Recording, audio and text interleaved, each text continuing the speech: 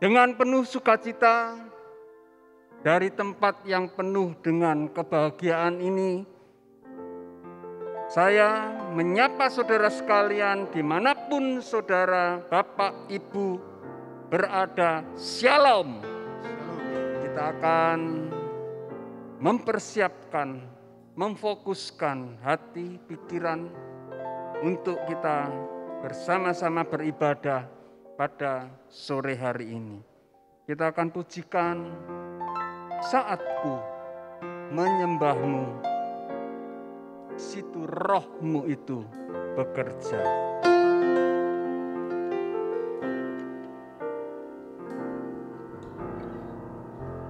Saatku menyembahmu, rohmu bekerja. Saatku memujimu, kau bertahta di atas pujian. Saatku menyembahmu, rohmu bekerja. Saatku memujimu, kau bertahta di atas pujian. Ku angkat hatiku, ku pandang kekudusan-Mu. Saat ku sembah, ku pujimu, ku rasakan kehadiran-Mu Tuhan. Ku angkat hatiku, ku pandang kekudusan-Mu. Saat ku sembah, ku pujimu, ku rasakan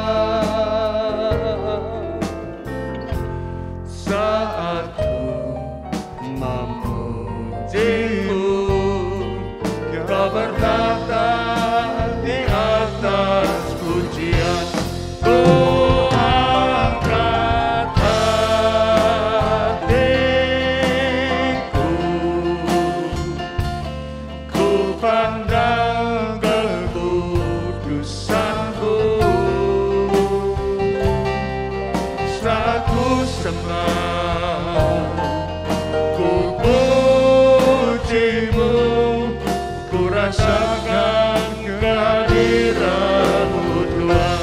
Ku angkat hatiku, ku pandang kekudusan-Mu. Saat ku sembah, ku pujimu, ku rasakan kehadiran-Mu Tuhan. Saat ku sembah, ku pujimu, ku rasakan kehadiran-Mu Tuhan. Ku rasakan kehadiran-Mu Tuhan. Ku rasakan kehadiran-Mu Tuhan. Terima kasih Tuhan, kami mengangkat hati kami Tuhan sesuai dengan pujian ini. Biarlah Engkau yang bertata Tuhan di atas pujian kami Tuhan. Biarlah Engkau yang ditinggikan Tuhan, karena hanya Engkau yang layak Tuhan, tidak ada yang lain Tuhan. Nama-Mu saja seorang Tuhan Yesus Kristus. Terima kasih Tuhan, Engkau telah memberikan kesempatan kepada kami Tuhan untuk kembali melakukan ibadah penyembahan ini Tuhan pada sore dan malam hari ini. Semua hanya karena kebaikan-Mu Tuhan dan kasih karunia-Mu saja Tuhan Yesus Kristus ini dapat boleh dilaksanakan Tuhan. Terima kasih. Terima kasih Tuhan, kiranya Kau sertai Tuhan ibadah ini dari awal hingga akhirnya Tuhan Yesus Kristus. Kau pakai semua Tuhan pelayan-Mu yang terlibat dalam ibadah ini, bahkan Tuhan jemaat-jemaat-Mu yang menonton melalui live streaming Tuhan. Kiranya Kau berikan kami hikmat Tuhan, agar kami dapat memuliakan-Mu lebih lagi Tuhan, sehingga kami dapat menjadi terang dan garam di dunia ini Tuhan, untuk kemuliaan-Mu saja Tuhan Yesus. Terima kasih Tuhan, segala kuasa buruk atau iblis yang ingin menginterupsi ibadah ini, bersama-sama kami katakan di dalam nama Tuhan Yesus Kristus, Engkau pergi. Kuasa Tuhan Yesus saja yang berkuasa di tempat ini, tidak ada kuasa lain yang berhak. Terima kasih Tuhan, kami akan memulai jalannya ibadah ini dari awal hingga akhirnya, biar Kau Tuhan yang sertai prosesinya Tuhan Yesus Kristus. Jauhkan dari segala hal-hal negatif yang tidak kami inginkan Tuhan. Terima kasih Tuhan, terima kasih. Doa yang sangat jauh dari kata sempurna ini kami panjatkan kepada nama-Mu saja Tuhan Yesus Kristus. Haleluya. Amin.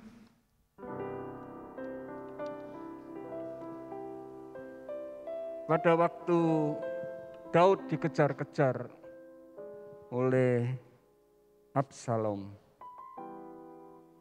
maka doa permohonan dari Daud di dalam kondisi yang tidak baik itu, dia masih mengatakan, lalu aku berbaring, lalu aku tidur, dan aku bangun. Dia katakan, sebab Tuhan itu menopang kehidupanku. Jangan meragukan kuasa Tuhan di dalam kondisi apapun juga.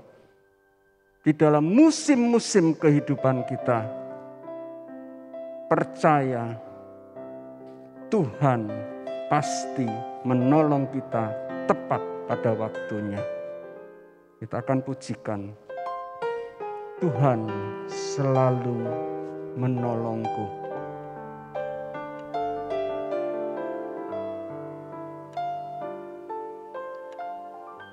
Musim akan selalu berganti, kasih Tuhan tetap abadi, takkan berubah sampai selamanya, ku tetap percaya. Yakin Tuhan memberkati, ku yakin Tuhan Tuhan melindungi, burung di udara Tuhan pelihara karena kasih-Nya. Tuhan selalu menolongku, selalu menjagaku, sehelai di rambutku tak akan terjatuh tanpa seizin-Mu. Tuhan selalu menolongku, selalu menjagaku. Dia mengenyangkanku dan peliharaku seumur hidupku. Mari kita nyanyikan bersama-sama. Musim tidak pasti akan berganti, tetapi kasih Tuhan itulah yang selalu setia akan berganti.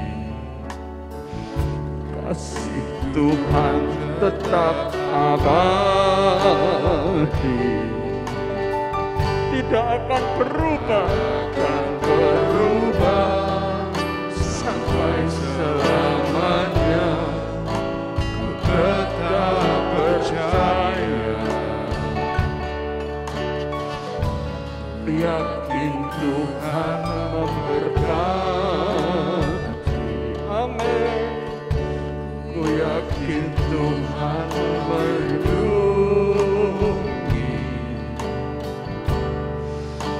burung di udara Tuhan pelihara karena kasih-Nya.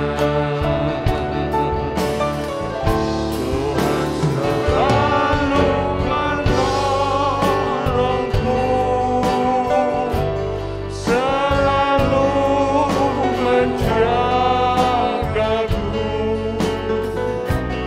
sehelai di rambutku tak akan terjatuh tanpa seizin-Mu.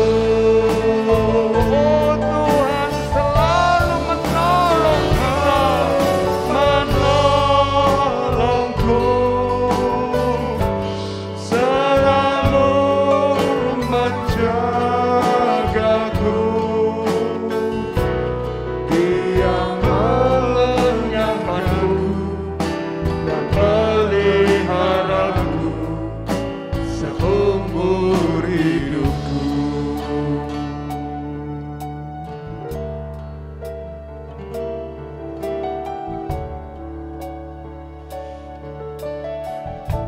Musim akan selalu berganti,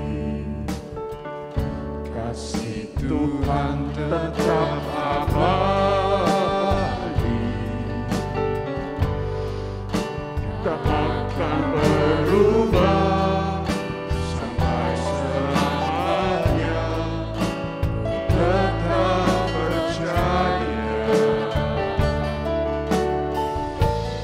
yakin Tuhan memberkati. Yakinlah akan kuasa Tuhan itu melindungi, burung di udara Tuhan pelihara karena kasih-Nya. Tuhan selalu menolongku, selalu menjagaku,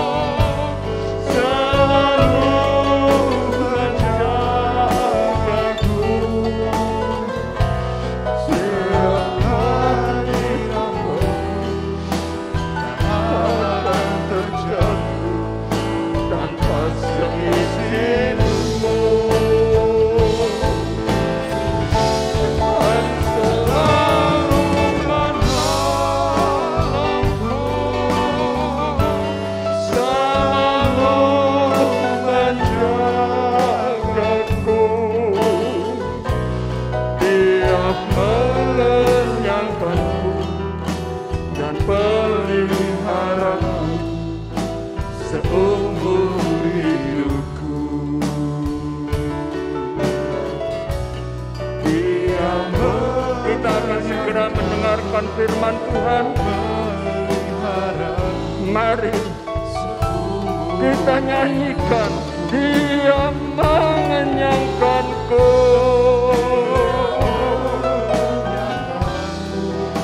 Dan peliharaku seumur hidupku.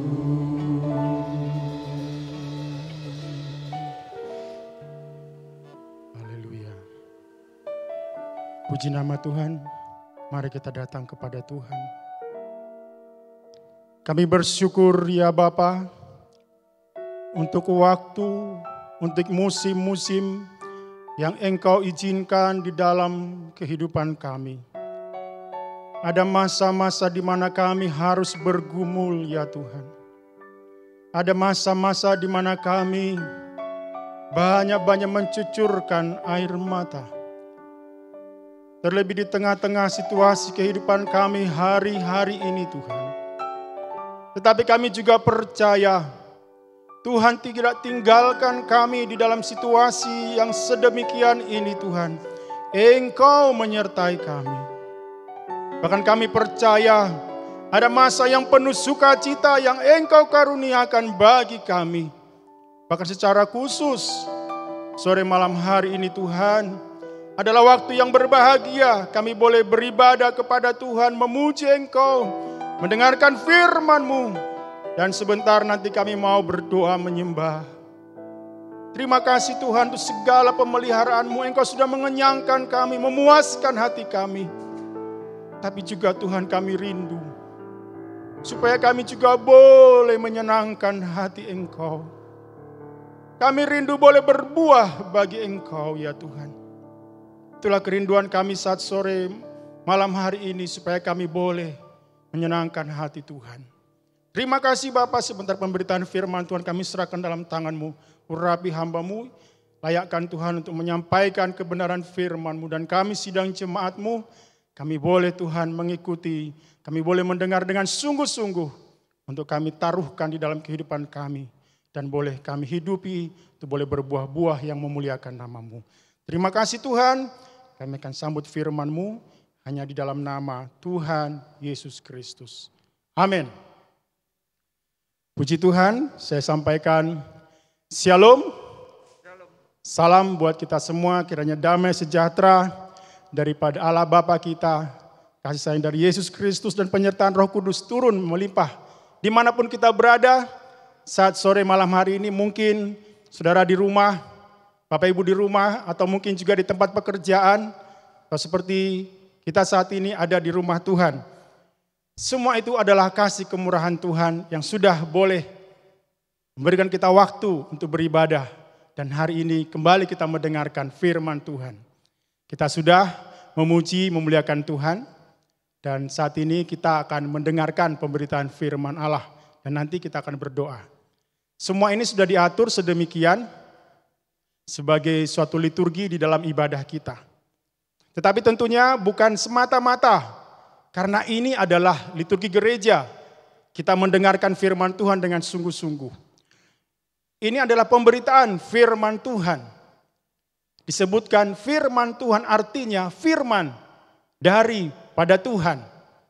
Karena itu ketika kita mendengarkan firman Tuhan, kita harus belajar mengerti apa yang Tuhan kehendaki, apa yang Tuhan mau dari penaburan akan firman Tuhan. Supaya kita tidak mengerjakannya di luar kehendak Tuhan, di luar rencana Tuhan. Bahkan bisa jadi tidak akan mencapai sasaran yang Tuhan mau. Karena itu malam hari ini saya mengajak kita untuk kembali merenungkan firman Tuhan. Untuk melihat apa tujuan Tuhan di dalam pemberitaan firman Tuhan, di dalam penaburan firman Tuhan itu. Untuk itu, mari kita akan membaca pada saat sore malam hari ini di dalam Injil Lukas pasal 8. Injil Lukas pasalnya yang ke-8, kita akan membaca ayat 4 sampai 8 dan nanti kita tambahkan ayat ke-15. Saya mohon kesediaan Pak Kaleb untuk boleh membacakannya buat kita semua. Terima kasih. Ketika orang banyak berbondong-bondong datang, yaitu orang-orang yang dari kota ke kota menggabungkan diri pada Yesus. Berkatalah ia dalam suatu perumpamaan. Adalah seorang penabur keluar untuk menaburkan benihnya. Pada waktu ia menabur, sebagian benih itu jatuh di pinggir jalan, lalu diinjak orang dan burung-burung di udara memakannya sampai habis. Sebagian jatuh di tanah yang berbatu-batu, dan setelah tumbuh ia menjadi kering karena tidak mendapat air. Sebagian lagi jatuh di tengah semak duri, dan semak itu tumbuh bersama-sama dan menghimpitnya sampai mati. Dan sebagian jatuh di tanah yang baik, dan setelah tumbuh berbuah 100 kali lipat. Langsung ayat yang ke-15. Yang jatuh di tanah yang baik itu ialah orang yang setelah mendengar firman itu menyimpannya dalam hati yang baik dan mengeluarkan buah dalam ketekunan. Terima kasih. Kita sudah mendengarkan pembacaan firman Tuhan dari perumpamaan tentang penabur yang menaburkan benihnya. Dan kita sudah membaca bahwa penaburan benih itu dimaksudkan supaya benih itu bertumbuh dan nanti menghasilkan buah. Inilah yang Tuhan mau setiap kali firman Tuhan itu ditaburkan, firman Tuhan itu dikabarkan. Karena itu bukan sekedar kita mengikuti tata ibadah di mana pemberitaan firman Tuhan seringkali menjadi menu, bahkan menjadi menu yang utama. Tetapi bukan karena ibadah ini harus ada firman Tuhan. Artinya bahwa ibadah itu dikerjakan tidak semata-mata lepas dari tujuan Tuhan. Dan pemberitaan firman Tuhan lebih dari sekedar untuk ibadah. Tuhan punya mau, Tuhan punya maksud, yaitu untuk berbuah. Kalau kita mengingat di dalam perumpamaan yang lain, dalam perumpamaan tentang pokok anggur yang benar, di sana Yesus juga mengatakan bahwa pohon anggur, pokok anggur itu ditanam juga untuk menghasilkan buah.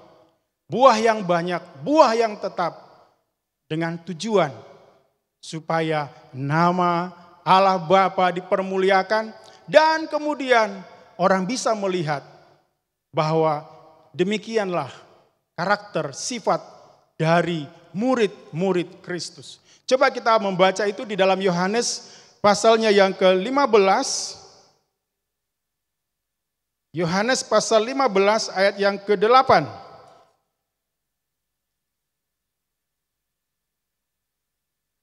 Yohanes Dalam 15. hal inilah Bapakku dipermuliakan, yaitu jika kamu berbuah banyak, dan dengan demikian kamu adalah murid-muridku. Dikatakan dalam hal inilah Bapakku, Bapa Yesus Kristus dipermuliakan, yaitu jika kamu berbuah banyak. Dan dengan demikian orang tahu inilah murid-murid Kristus karena melihat buah-buahnya. Kalau kita melewati kebun anggur, tentunya kita berharap kita bisa menikmati buah-buah anggur yang manis. Ya, saya belum pernah lihat kebun anggur, tapi saya sering menikmati buah anggur. Ya, mungkin di antara kita juga begitu. Tuhan mau supaya ketika kita melewati pokok-pokok anggur ini, maka kita bisa menikmatinya tentunya. Ketika kita bisa menikmati buah anggur yang manis, kita akan bersyukur, memuliakan Tuhan. Dan kita tahu betapa manisnya buah anggur itu. Demikian juga di dalam kehidupan kita. Tuhan mau ada buah-buah. Tanpa buah-buah yang baik, kita tidak akan bisa memuliakan Tuhan. Buah-buah dari kehidupan kita itulah yang menunjukkan siapa kita sebenarnya. Dari buahnya lah kamu kenal pohonnya. Apakah kita murid-murid Kristus? Kalau Jumat yang lalu Bapak Gembala menyampaikan, kalau serigala itu yang berbulu domba dikenal dari suaranya. Tetapi kalau pohon dikenal dari buahnya. Apakah dia sungguh-sungguh hamba Tuhan? Apakah dia sungguh-sungguh murid Kristus atau tidak? Karena itu betapa pentingnya untuk berbuah-buah. Sampai Yohanes Pembaptis berkata, kapak sudah tersedia pada akar pohon. Dan setiap pohon yang tidak menghasilkan buah yang baik akan ditebang. Tidak hanya ditebang, dia akan dibuang ke dalam api. Coba kita membaca itu di dalam Matius 3. Matius 3 ayat 10. Dan nanti kita tambahkan ayat yang ke-12. Kapak sudah tersedia pada akar pohon dan setiap pohon yang tidak menghasilkan buah yang baik pasti ditebang dan dibuang ke dalam api. Kapak itu sudah tersedia. Jadi setiap pohon itu harus sadar. Dia diberi kesempatan, diberi kemurahan Tuhan untuk berbuah. Dan harus memanfaatkan waktu-waktu ini.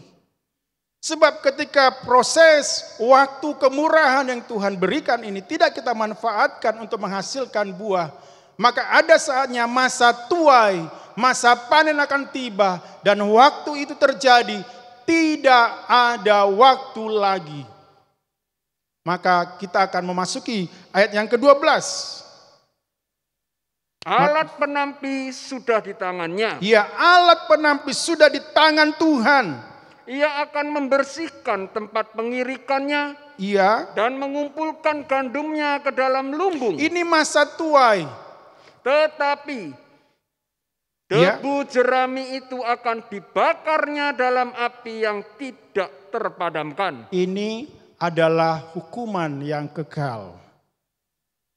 Tetapi bagi pohon yang menghasilkan buah, bagi gandum-gandum, maka dia akan dibawa ke dalam lumbung Tuhan. Tetapi bagi yang tidak berbuah akan ditebang dan dibawa kepada api yang kekal. Hari-hari ini belum kita masuki masa tua itu, masa panen. Ini terjadi pada akhir zaman dalam tahta pengadilan yang terakhir. Hari-hari ini adalah waktu kemurahan. Firman Tuhan ditaburkan supaya firman Tuhan itu bagaikan benih boleh bertumbuh, berbuah-buah yang memuliakan Allah. Mari karena itu saya mau mengajak kita malam hari ini lebih lagi memperhatikan perumpamaan tadi tentang penaburan benih, di mana benih itu dikatakan oleh Tuhan adalah firman Allah. Saya mau mengajak kita pada malam hari ini fokus pada ayat ke-15. Mohon dibaca sekali lagi ya Pak Kaleb. Yang jatuh di tanah yang baik itu ialah orang yang setelah mendengar firman itu menyimpannya dalam hati yang baik dan mengeluarkan buah dalam ketekunan. Ya, terima kasih. Di sini ada 3 proses yang harus dilalui supaya benih itu dapat bertumbuh, lalu nanti berbuah. Memang tidak kelihatan di dalam terjemahan bahasa Indonesia, tetapi bisa terlihat dengan jelas dalam bahasa aslinya dan juga dalam satu terjemahan. Saya membaca di dalam American Standard Version, ASV. Begitu jelas dikatakan ada 3 proses.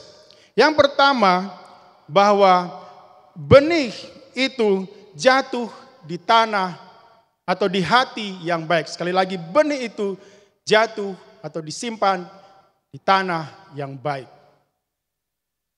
Yang kedua, bahwa mereka yang mendengar dan menyimpan firman. Artinya ada proses mendengar dan menyimpan. Lalu ketiga adalah mengeluarkan buah dalam ketekunan. Untuk yang pertama, itu adalah proses dari di mana tanah itu lebih dahulu dibajak, diolah. Dan kemudian yang kedua, bagaimana benih itu kemudian bertumbuh. Lalu yang ketiga, bagaimana benih itu berbuah di dalam ketekunan. Puji Tuhan. Nah, kita mulai dari yang pertama, hati yang baik. Kalau di dalam terjemahan bahasa Indonesia, hati yang baik itu sebenarnya menerjemahkan dari dua kata. Baik itu menerjemahkan dari dua kata di dalam bahasa aslinya. Kalau di dalam bahasa Inggris, di ESV tadi dikatakan benih di dalam hati yang jujur, honest, dan juga baik, good. Di dalam bahasa Yunaninya itu berasal dari kata kalos dan agathos. Ya, dua kata ini memiliki kemiripan arti, memiliki kesamaan, memiliki kedekatan makna, tetapi berbeda. Untuk kata kalos itu menunjukkan suatu keadaan yang baik, yang cantik, yang menarik dari dalam yang memancar keluar. Jadi suatu keadaan yang benar-benar baik, yang memancar dari dalam, yang terekspresikan di luar. Makanya di dalam ESV diterjemahkan honest, jujur. Apa adanya. Tidak menyembunyikan sesuatu. Kalau kita mengatakan sesuatu itu baik, maka di hadapan Tuhan itu benar-benar baik, memancar dari dalam. Ada istilahnya inner beauty. Itu memancar keluar. Kemudian kata agathos itu berarti memang secara natur dia baik. Baik secara intrinsik. Apakah kelihatan dia kurang baik sepertinya penampakannya, tetapi pada naturnya secara alami dia benar-benar baik. Jadi artinya kita melihat di sini Tuhan mau suatu kebaikan yang berasal dari dalam hati kita. Memancar keluar dan benar-benar di dalamnya tidak ada kepalsuan, tidak ada kemunafikan, tidak ada kekotoran di dalamnya. Sehingga benih itu jatuh di tanah, di tempat yang tepat. Ada banyak sekali kita lihat bahwa apalagi zaman sekarang ini ya, sesuatu itu harus kelihatan baik di luar. Tetapi seringkali hanya tipuan kamera. Aslinya tidak begitu ya. Bapak Ibu Saudara sekalian, tentu bisa melihat itu dalam keseharian kita. Yang penting Instagramable katanya ya. Instagramable gitu ya. Sesuatu yang kelihatannya baik padahal aslinya tidak begitu baik. Kalau kita memeriksa kehidupan kita, maka firman Tuhan berkata, tidak ada seorang pun yang baik. Semua sudah bejat. Semua rusak. Tidak ada seorang pun yang baik. Lalu bagaimana dengan hal ini?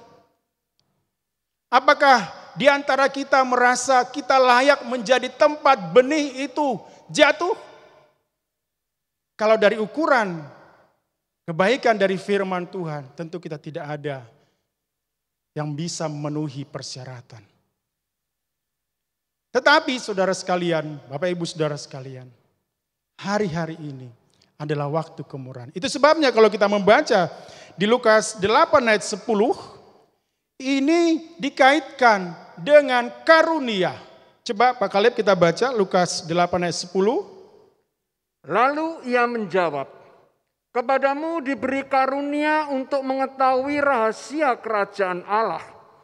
Tetapi kepada orang-orang lain hal itu diberitakan dalam perumpamaan, supaya sekalipun memandang mereka tidak melihat dan sekalipun mendengar mereka tidak mengerti. Iya, bisa saja mereka memandang, mereka melihat, mendengar, tetapi tidak mengerti. Kenapa? Tidak mendapat karunia. Tidak mendapat anugerah.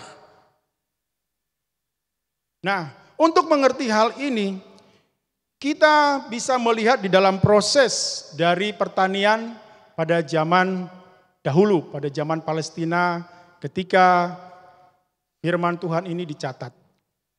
Pada waktu itu berbeda dengan pertanian zaman sekarang. Kalau kita perhatikan misalnya di sawah atau di kebun, maka lebih dahulu tanah itu diolah, dibajak, dicabut rumput durinya, dibuang batu-batunya. Sehingga kemudian tanah itu sudah siap menerima benih. Tetapi di dalam masa perjanjian baru ini ditulis, pertanian masih sederhana. Pertanian dalam zaman itu justru tidak lebih dahulu mengolah tanahnya. Seorang petani, dia akan pergi ke ladang, dia mengalungkan benih di lehernya, ya tempat benihnya maksudnya. Lalu kemudian dia akan rogoh itu benih, sesampai di ladangnya dia langsung taburkan ke semua tempat di ladangnya. Sehingga tidak heran kalau benih itu bisa sampai jatuh di jalanan. Saya kira tidak ada di antara petani-petani zaman sekarang ini menaburkan benih di jalanan. Tetapi karena situasi saat itu sistem pertaniannya masih sederhana, maka hal itu bisa terjadi. Benih jatuh di tanah jalanan. Ada yang jatuh di semak-semak di dekat ladang itu, atau di tempat tanah yang berbatu. Tetapi yang nantinya diolah hanya benih yang jatuh di ladangnya, di tanah yang baik itu. Di mana tanah yang baik itu nanti setelah mendapatkan penaburan benih, maka akan dibajak, akan diluku. Dan semua benih-benih itu akan tertutup dengan tanah. Itu sebabnya dikatakan ada benih yang jatuh di atas batu, hanya tertutup sedikit tanah. Dan kemudian benih yang jatuh di atas tanah yang berbatu ini hanya tumbuh sebentar karena ada batu. Dia menjadi kering karena kekurangan air dan karena menghadapi sinar matahari yang terik. Yang jatuh di semak duri, dia akan bertumbuh bersama dengan semak duri. Sehingga dia nanti suatu saat akan mati terhimpit. Tetapi yang jatuh di jalanan sama sekali tidak mungkin dibajak. Pelanggaran itu namanya. Yang jatuh di jalanan ini kemudian akan diinjak-injak orang. Tidak hanya diinjak-injak, burung-burung di udara akan datang dan ambil itu. Sehingga tidak tersisa sama sekali. Tetapi yang bertumbuh nantinya dengan baik hanya yang jatuh di tanah yang sudah dibajak. Kita tidak seorang pun yang memiliki tanah yang sudah siap untuk menerima benih. Karena itu kita perlu mengalami, kita dibajak, dikerjakan, diproses oleh Tuhan. Hati kita perlu dibongkar bangkir, perlu dibalikkan supaya semua yang tidak benar itu boleh disingkirkan. Ini menunjuk kepada karya Kristus yang menjamah hati kita di dalam anugerahnya, menyelamatkan kita dan membaharui hati kita menjadi hati yang baru.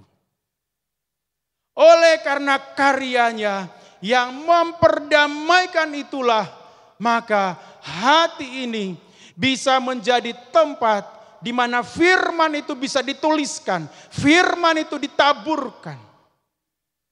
Luar biasa. Ini hanya anugerah, ini hanya oleh karena karya Tuhan yang melayakkan kita, yang mengampuni kita dari segala dosa kita.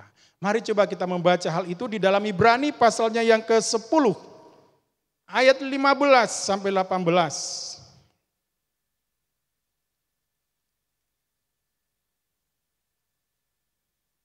Silakan Pak Kaleb. Dan tentang hal itu Roh Kudus juga memberi kesaksian kepada kita. Sebab setelah ia berfirman, inilah perjanjian yang akan kuadakan dengan mereka sesudah waktu itu. Ia berfirman pula, aku akan menaruh hukumku dalam hati mereka. Aku akan menaruh hukumku di dalam hati mereka. Luar biasa. Terus. Dan menuliskannya dalam akal budi mereka. Bahkan dalam akal budi kita. Dan aku tidak lagi mengingat dosa-dosa dan kesalahan mereka. Bagaimana itu bisa terjadi? Karena Tuhan sudah tidak mengingat-ingat dosa kita. Dan Dia mau mengampuni semua kesalahan kita. Ayat 18. Jadi, apabila untuk semuanya itu ada pengampunan, Ya. tidak perlu lagi dipersembahkan korban karena dosa. Kita tambahkan dalam 2 Korintus 5. 2 Korintus 5 ayat 17 sampai 19.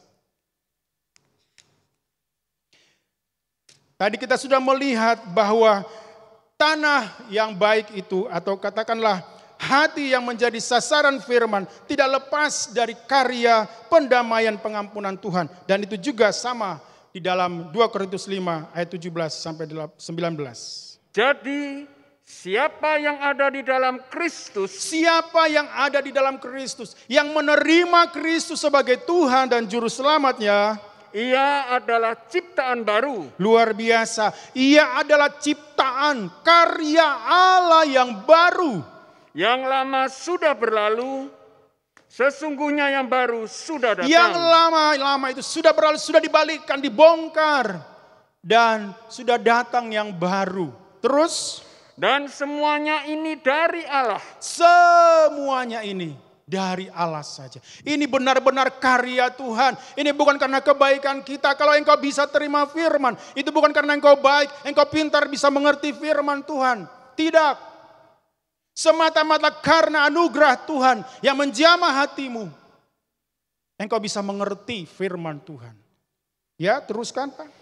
Yang dengan perantaraan Kristus telah mendamaikan kita dengan dirinya dan yang telah mempercayakan pelayanan pendamaian itu kepada kami. Dan hari ini, kalau Bapak Ibu memandang kami sebagai hamba Tuhan, saya hamba Tuhan, Pak Kaleb hamba Tuhan yang menyampaikan berita ini, maka berita ini sudah engkau dengar.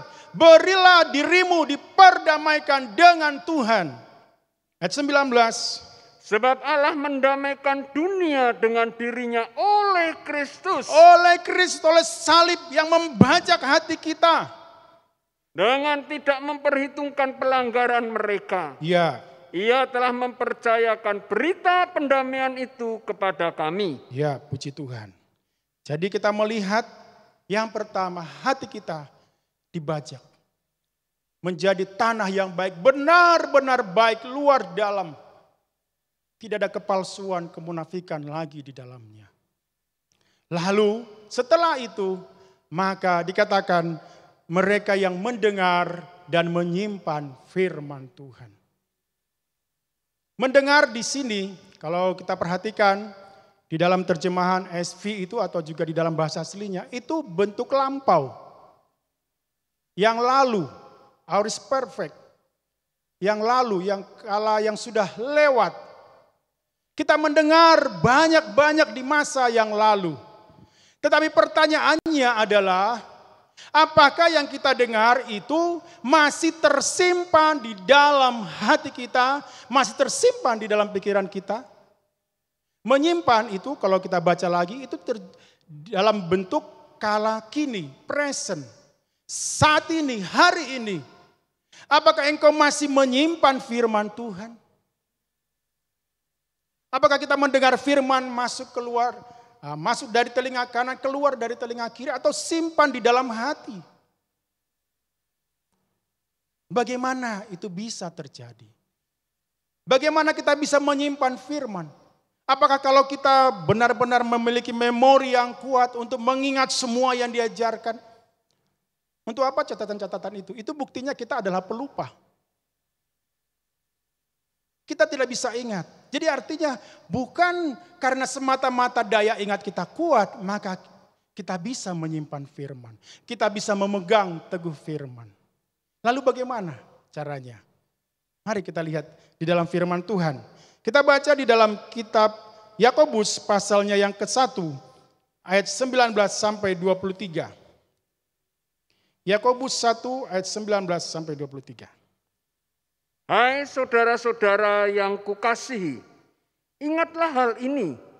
Setiap orang hendaklah cepat untuk mendengar tetapi lambat untuk berkata-kata. Dan juga lambat untuk marah. Ya, ini saya benar-benar bergumul. Ya, terus? Sebab amarah manusia tidak mengerjakan kebenaran di hadapan Allah. Amarah manusia tidak mengerjakan kebenaran di hadapan Allah. Sebab itu buanglah segala sesuatu yang kotor dan kejahatan yang begitu banyak itu. Dan terimalah dengan lemah lembut firman yang tertanam di dalam hatimu, yang berkuasa menyelamatkan jiwamu. Ini proses yang pertama. Segala kejahatan, segala kekotoran, segala amarah kita buang oleh karya pendamaian salib Kristus. Lalu ayat 22 dan 23. Tetapi hendaklah kamu menjadi pelaku firman. Ya. Dan bukan hanya pendengar saja.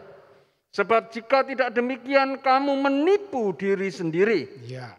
Sebab jika seorang hanya mendengar firman saja dan tidak melakukannya, ia adalah seumpama seorang yang sedang mengamat-amati mukanya yang sebenarnya di depan cermin. Tambahkan ayat 24 Pak Kaleb. Baru saja ia memandang dirinya, ia sudah pergi atau ia segera lupa bagaimana rupanya. Ada banyak terjadi kelupaan-kelupaan di dalam diri kita anak-anak Tuhan.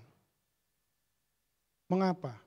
Padahal begitu banyak catatan-catatan firman Tuhan yang sudah kita buat. Kita tidak pernah melewatkan mungkin apa yang kita dengar, kita tulis, bahkan ada warta jemaat. Tetapi pertanyaannya, apakah firman Tuhan itu tinggal hanya di dalam catatan-catatan atau tersimpan di dalam hati kita? Bagaimana itu bisa terjadi jika kita menghidupi firman? Jika kita mendengar tidak untuk melupakan tetapi untuk melakukannya. Tidak bisa tidak untuk firman bertumbuh di dalam kehidupan kita. Kita harus hidupi, kita harus praktekkan. Kita harus lakukan. Sekalipun proses itu mungkin secara bertahap, sama seperti pertumbuhan itu juga terjadi secara bertahap dari bayi, lalu bertumbuh kanak-kanak, lalu nanti dewasa. Tetapi intinya bertumbuh oleh karena ketaatan kepada firman. Kemudian selanjutnya bagaimana proses untuk berbuah? Maka yang ketiga dikatakan tadi, berbuah di dalam ketekunan. Tidak ada cara lain. Bagaimana nanti firman Tuhan itu berbuah? Hanya ada satu cara. Bertekun. Bertekun itu dalam arti kita menghadapi satu tekanan-tekanan. Kita menghadapi tantangan-tantangan, bahkan problem yang datang. Tetapi kita bertahan. Kita mau terus pegang firman Tuhan. Di sanalah nanti semakin nyata rupa Kristus di dalam kehidupan kita. Saya percaya hari-hari ini kita banyak menghadapi tantangan, rintangan. Banyak pergumulan. Tetapi inilah ujian yang Tuhan mau supaya buah itu menjadi matang. Mari Bapak Ibu Saudara sekalian, engkau mungkin menghadapi tantangan, tapi bertahanlah. Firman Tuhan berkata, sedikit waktu lagi, ayo bertahan. Mari kita membaca ayat-ayat terakhir ini di dalam Ibrani pasalnya yang ke-10. Ibrani pasalnya yang ke-10. Ayatnya yang ke-36 sampai 39. Biarlah kita mau mendengar nasihat firman Tuhan ini. Supaya kita jangan nanti kita mengalami kerugian yang besar. Dari Ibrani 10 ayat 36 sampai 39. Sebab kamu memerlukan ketekunan. Kamu, saya, saudara memerlukan ketekunan. Kita semua memerlukan ketekunan. Supaya sesudah kamu melakukan kehendak Allah. Ya. Kamu memperoleh apa yang dijanjikannya itu. Dengar firman Tuhan ayat 37. Sebab sedikit Bahkan sangat sedikit waktu lagi. Bahkan sangat sedikit firman Tuhan mau menekankan kepada kita sore malam hari ini. Sedikit, bahkan sangat sedikit waktu lagi. Dan Ia yang akan datang sudah akan ada. Ia yang akan datang sudah akan ada. Dia akan hadir. Tanpa menangguhkan kedatangannya. Tidak berlama-lama. Tuhan akan datang tepat pada waktunya. Ayat 38. Tetapi orangku yang benar akan hidup oleh iman. Dan apabila ia mengundurkan diri, maka aku tidak berkenan kepadanya. Apa gunanya semua jadi lelah kita di masa-masa yang lalu? Semua yang kita perbuat akan menjadi sia-sia ketika kita tidak mau bertahan sampai akhir. Tetapi firman Tuhan ini, mari kita baca bersama-sama, mungkin di rumah dimanapun kita berada, kita baca secara bersuara, dipimpin oleh Pak Kalib. Ayat 39, 1, 2, 3. Tetapi kita bukanlah orang-orang yang mengundurkan diri dan binasa. Tetapi orang-orang yang percaya dan yang beroleh hidup. Amin. Amin. Kiranya renungan firman Tuhan ini menolong kita semua. Mari kita mau membuka hati kita bagi Tuhan. Tidak sembunyikan apa-apa. Ini aku apa adanya Tuhan. Tapi aku merindu itu boleh menyenangkan hatimu. Karena aku sudah mendapat belas kasihan-Mu. Mari baharui hatiku. Dan engkau juga jangan pertahankan dosa. Lepaskan semua itu, buang semuanya. Datang kepada kaki salib Kristus. Supaya hatimu benar-benar dikerjakan Tuhan dan engkau menjadi ciptaan yang baru. Dan bertekunlah di dalam firman. Simpan dalam hati. Hidupi. Praktekkan. Aplikasikan. Dan jangan lupa bertekun. Sampai pada akhirnya. Tuhan memberkati kita. Saya mau mengajak kita menyanyikan sebuah lagu pujian. Suatu kerinduan yang dinyatakan oleh seorang anak Tuhan yang sudah melalui proses. Dia memiliki satu kerinduan di dalam hari-hari hidupnya. Supaya jangan sedetik pun berlalu tanpa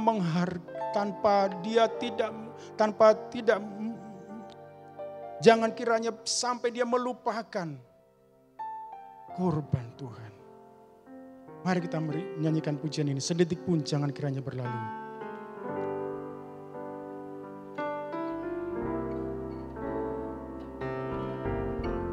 Haleluya. Sedetik pun jangan kiranya berlalu. Dalam hidupku menghargai korban-Mu. Sesaat pun ku mohon jangan terlewatkan. Bersekutu dengan korban-Mu, ya Tuhan. Amin. Sedetik pun jangan kiranya berlalu. Sedetik pun jangan kiranya berlalu. Dalam hidupku menghargai korban-Mu.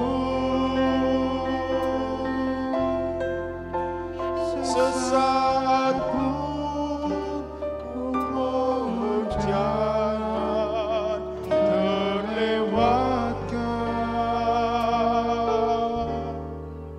Bersekutu dengan korban-Mu, ya Tuhan.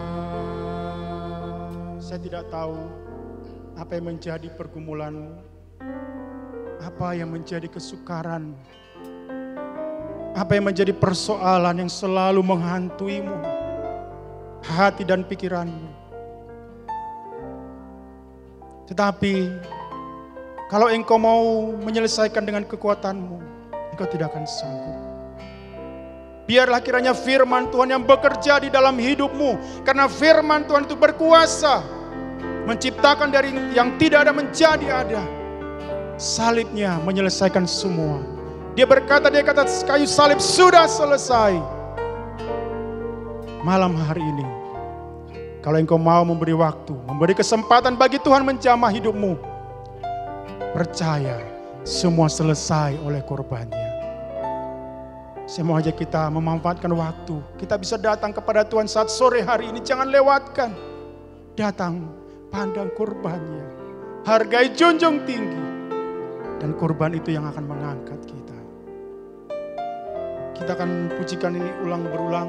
Dan kita datang berlutut bagi Bapak Ibu Saudara yang bisa berlutut. Bagi yang tidak, engkau boleh duduk dengan penuh kerinduan hati. Hatiku jangan kira yang berlalu, dalam hidupku menghargai kurbanmu. Sesaat pun ku mohon jangan terlewatkan.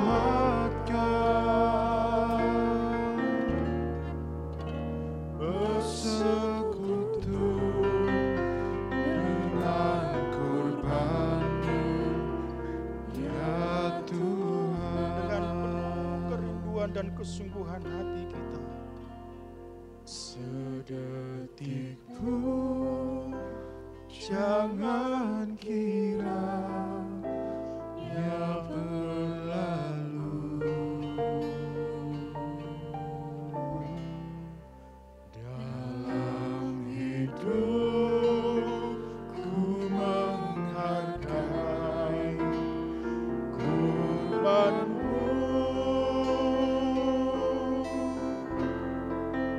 Sesaat pun jangan terlewatkan.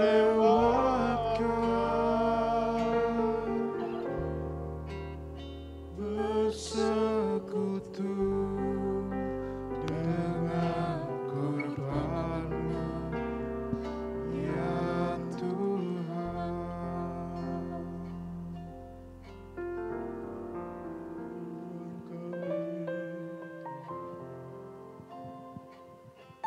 Inilah seru doa kami.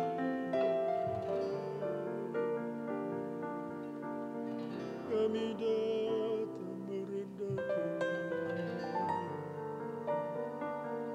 Kami rindu Tuhan, jamaah karyamu yang kami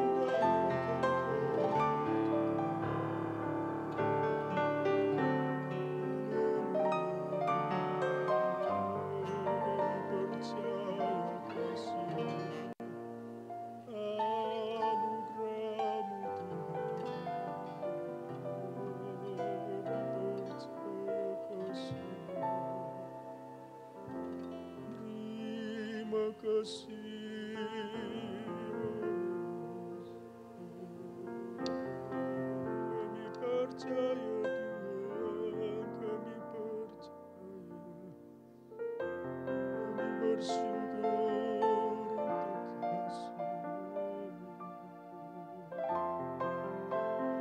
Kami bersyukur buat firman-Mu, firman-Mu yang sudah menjadi daging itu Tuhan. Firman yang sudah mengorbankan dirinya di kayu salib, menanggung dosa kami, orang berdosa,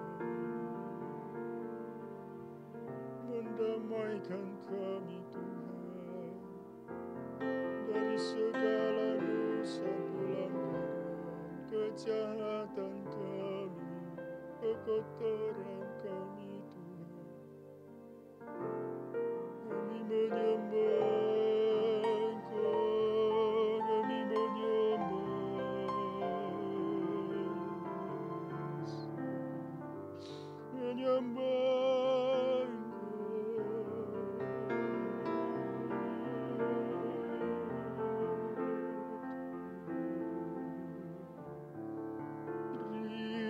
Terima kasih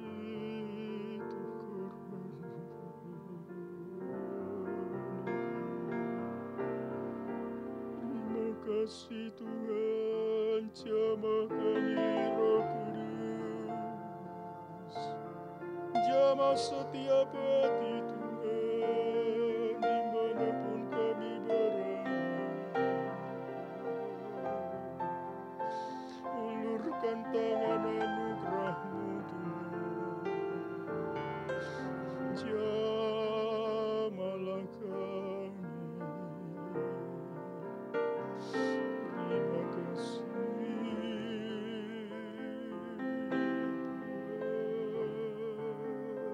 terima kasih. Kami menyembah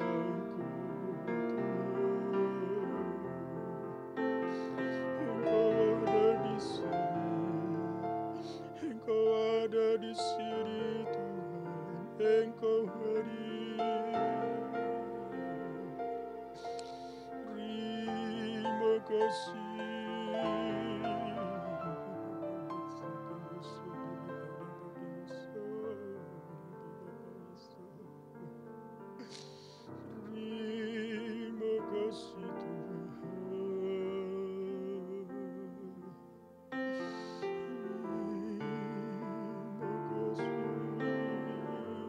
Yesus Tuhan. Terima kasih. Siapa kami Tuhan? Siapa hamba-Mu mendapat belas kasih-Mu?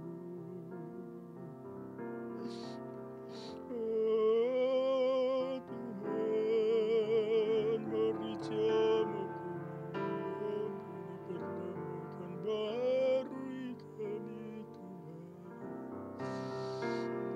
Terima kasih.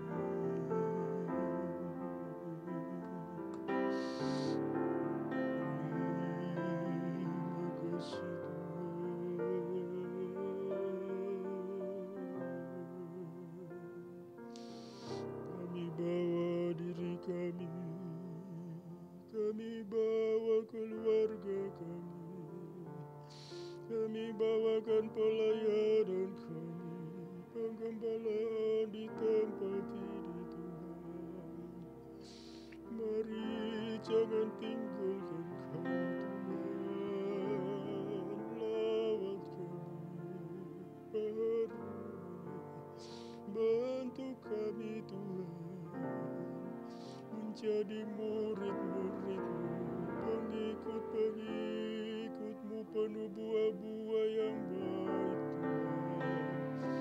Buah kebenaran, keadilan boleh nyata di tempat ini.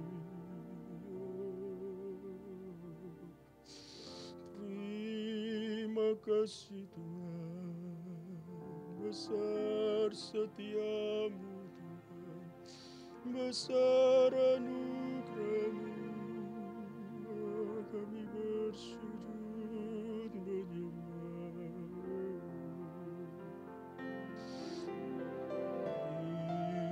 Terima kasih Tuhan.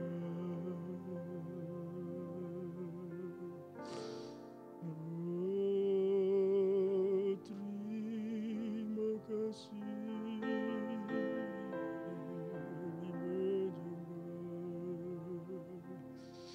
Terima kasih Bapa dan Roh Kudus, terima kasih Panjunan yang agung. Kami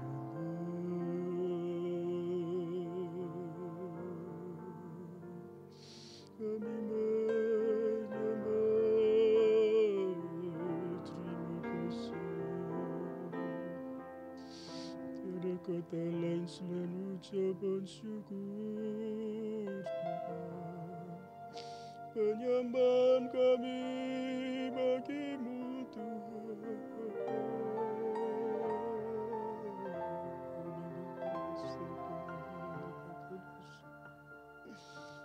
Hati kami bersyukur dan menyembah.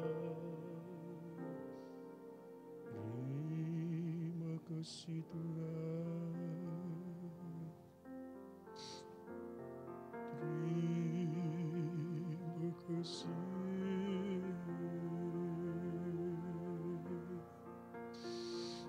Terpuji namamu Tuhan. Agung karyamu, kurbanmu Tuhan. Salibmu heran,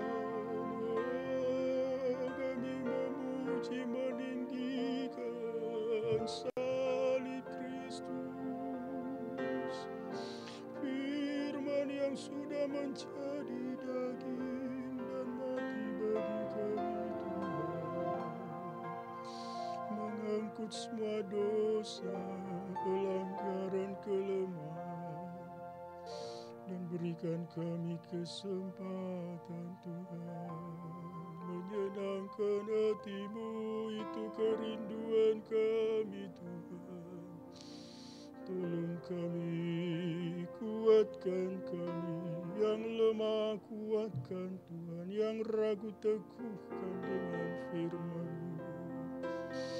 Terima kasih Tuhan. Terima kasih Bapa. Mari kita akan menyanyikan pujian ini lagi. Kita mau berkata, sedetik pun Tuhan, ku tak mau lewatkan di dalamku menjunjung tinggi korban-Mu. Haleluya.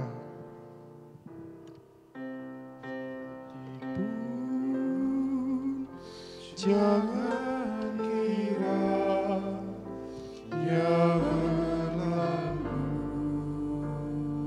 Engkau boleh bangkit dari tempatmu berlutut dengan satu keyakinan, dengan satu tekad untuk boleh menjunjung tinggi korbannya. Kita tunjukkan penghargaan kita dengan kasih ketaatan kita kepadanya. Biarlah hari-hari yang lalu sudah berlalu. Biarlah segala pelanggaran, kesalahan kita bawa, ampuni Tuhan, perdamaikan. Sekarang aku rindu hatiku menjadi tanah hati yang baik, sungguh-sungguh baik, menyimpan firman, berbuah dalam ketekunan, untuk kita bawa sampai Dia nanti datang kali kedua. Detik pun jangan kira yang berlalu.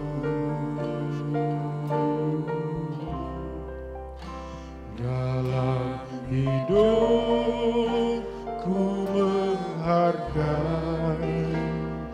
kurban-Mu.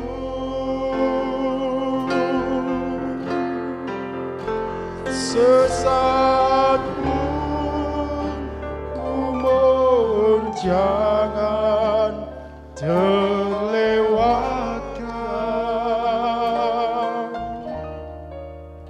bersekutu dengan kurban-Mu ya Tuhan. Sekali lagi kita nyanyikan pujian ini, dan nanti Pak Kaleb akan berdoa syafaat dan bersyukur untuk firman, berdoa untuk jemaat, berdoa untuk bangsa negara kita, berdoa untuk pelayanan-pelayanan ibadah kita. Hari-hari ke depan Tuhan tolong terus kita boleh secara onsite beribadah kepada Tuhan. Hidupku menghargai kurban-Mu.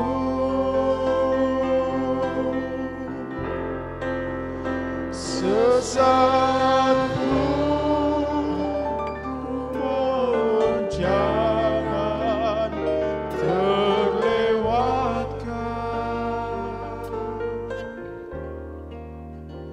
bersekutu dengan kurban-Mu ya Tuhan.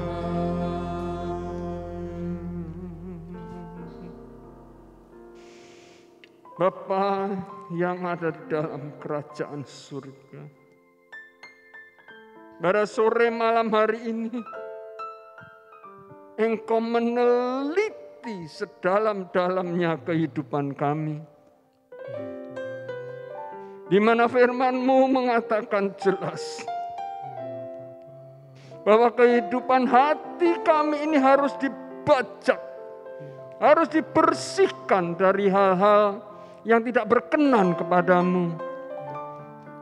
Sehingga benih itu boleh tertanam. Lalu pada proses berikutnya boleh tumbuh. Agar supaya benih yang tersimpan itu tumbuh, berbuah. Dan berbuahnya itu adalah untuk menyenangkan hati Tuhan. Berbuah bagi orang lain. Sehingga menjadikan berkat buat mereka. Oh, terima kasih Tuhan, terima kasih, terima kasih. Firman menegur dengan keras, supaya jangan sampai kehidupan ini seperti berdiri di depan cermin, lalu kemudian lupa akan firman Tuhan setelah berlalu.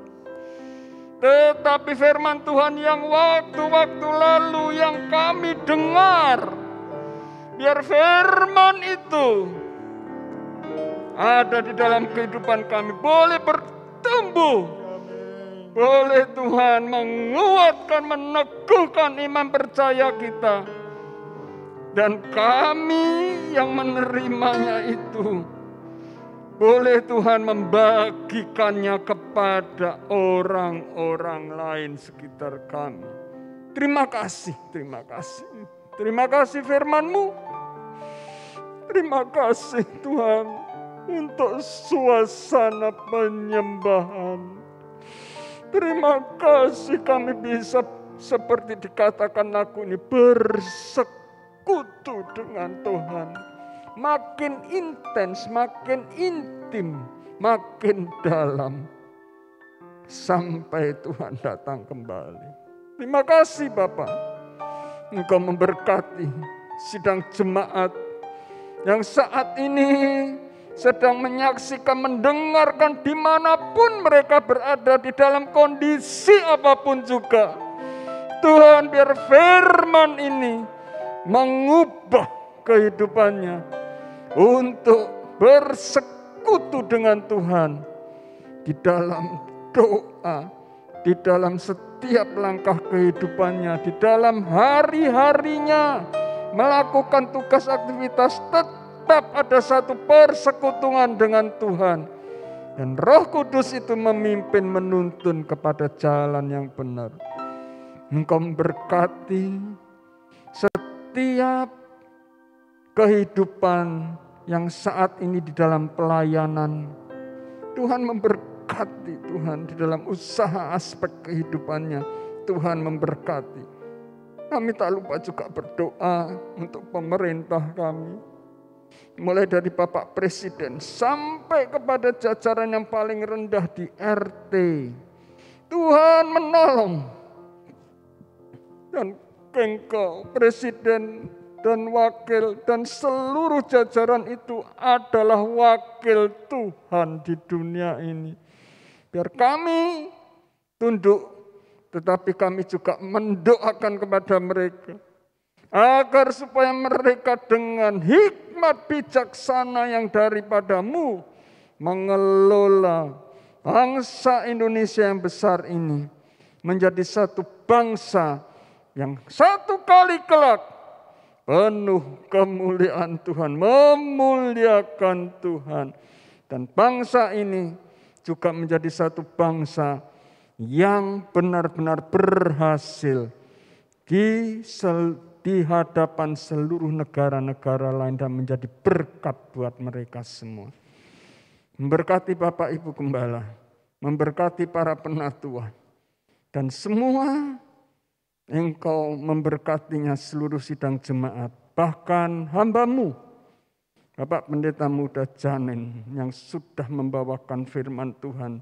Engkau memberkati hidup nikahnya, Engkau mau dengar setiap doa seruannya, dan Tuhan biarlah menjadi berkat buat kami di waktu-waktu yang mendatang. Terima kasih Tuhan, terima kasih. Inilah kehidupan kami. Kami bersyukur, terima kasih. Hanya kami alaskan doa ini di dalam berkat nama Tuhan Yesus Kristus. Amin.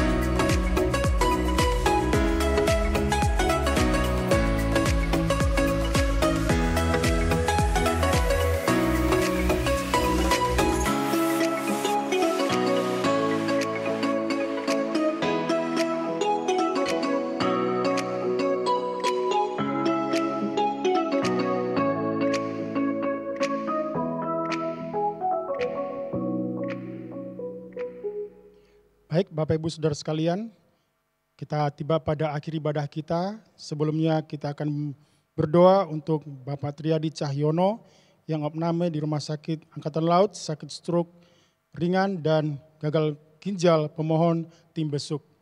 Mari kita akan tundukkan kepala, kita berdoa bersama-sama. Bapa di dalam surga, kami sangat bersyukur untuk sore malam hari ini Tuhan, Engkau sudah tolong kami dalam kami beribadah kepada Tuhan. Kami sudah boleh memuji Engkau, mendengarkan firman-Mu, dan kami sudah datang kepada Engkau dengan segala doa permohonan kami. Kami percaya Engkau Tuhan yang dengar seru doa kami. Engkau tidak melewatkan satupun dari kami umat-Mu Tuhan. Mulai daripada anak, muda, remaja semua, bahkan sampai orang tua. Engkau melawat kami semua. Bahkan juga tidak hanya berkat yang rohani, Engkau juga memberkati kami dalam pekerjaan, usaha, pelayanan kami semua Tuhan. Engkau mau tolong, Engkau mau bela yang mengalami kesusahan, krisis, mengalami kesulitan karena berbagai persoalan yang datang karena pandemi ini. Tuhan, Engkau mau jamah dan tolong semua sehingga mereka boleh memuliakan Engkau Tuhan. Di dalam nama Tuhan Yesus Kristus. Bahkan yang sakit Tuhan, Engkau mau jamah malam hari ini dimanapun berada Tuhan. Termasuk dari Bapak Triadi Cahyono yang saat ini opname Tuhan di Rumah Sakit Angkatan Laut karena stroke ringan dan juga ada gagal ginjal. Kami berdoa supaya Tuhan saja yang lebih dahulu mengampuni kehidupan Bapak ini Tuhan. Dan Engkau mau tolong beliau, berikan iman, berikan semangat untuk boleh bangkit dari segala penderitaan yang dia alami. Dan kami mohon kemurahan jamahan-Mu saat ini. Engkau mau sembuhkan stroke ringan, Engkau mau sembuhkan ginjal di dalam nama Tuhan Yesus Kristus. Supaya dia mengalami kesembuhan, pemulihan, dan dia boleh bangkit memuji, memuliakan nama Engkau. Biarlah semua jadi seturut kehendak-Mu ya Tuhan. Demikian yang tidak kami sebutkan malam hari ini. Dimanapun berada, sedang berbaring di rumah sakit, di rumah, Tuhan lawat. Supaya juga kami semua boleh memuliakan Engkau, memuji, mengagungkan Tuhan. Terima kasih Bapa, dan sebentar kami akan mengakhiri ibadah ini. Biarlah kiranya Engkau memberkati kami. Mari semua Bapak Ibu Saudara sekalian, arahkan hatimu kepada Tuhan, sumber dari segala berkat. Kasih karunia daripada Bapa kita dan kasih dari Yesus Kristus serta penyertaan Roh Kudus kiranya turun atas setiap kehidupanmu. Di dalam segala pergumulan hidupmu, Tuhan menyertai mulai malam hari ini sampai Maranatha, Tuhan datang kali kedua. Terimalah semua berkat ini di dalam nama Tuhan Yesus Kristus. Amin. Selamat malam, Tuhan memberkati kita.